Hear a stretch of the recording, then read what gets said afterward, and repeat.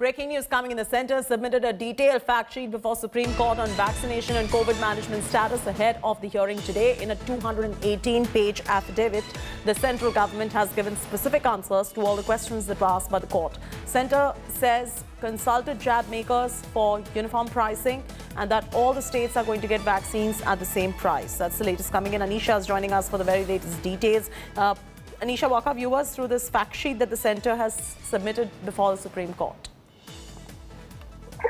Well, I think this affidavit that has been filed by the centre before the Supreme Court just hours before the hearing is scheduled. Detailed answers on several topics. First, most important, of course, being the vaccination pricing and vaccination management.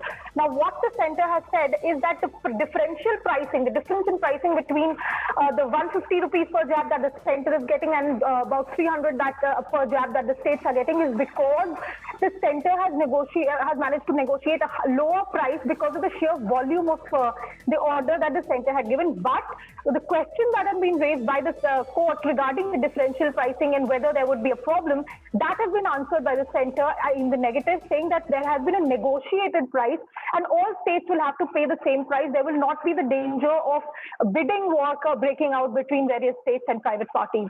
Secondly, they've also said that around 11 other vaccines are currently at the clinical trial stage and India should be getting more vaccines very soon. What is also interesting is that despite after all these questions have been asked by the court, the centre has said that vaccination policy as well as the COVID management is something that is being done by the administration.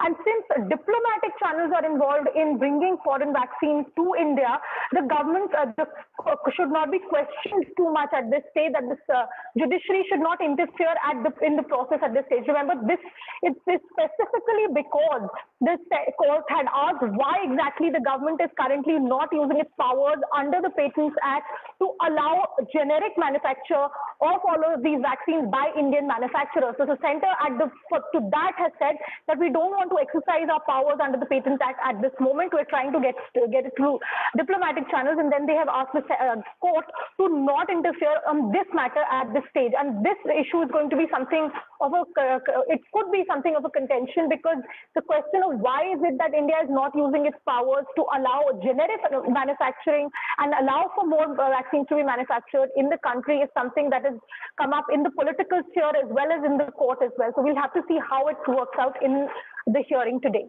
Back to you. All right, leave it at that. Thanks so much for joining us with the very latest details right there, Anisha. As the country is battling an unprecedented COVID surge, the Supreme Court is going to be hearing a slew of public interest litigations over COVID preparedness across the country. This hearing comes at a time when the virus has made inroads in rural parts of the country. Moreover, the top court is also going to be hearing pleas filed by several state governments regarding the availability of COVID vaccines. During the hearing, the centre is also expected to give a response on virus spread in rural areas and its vaccination policy. So far, Supreme Court has heard the issue of oxygen supply shortage across the country, and to mitigate the crisis has formed a national task force to streamline oxygen allocation across the country.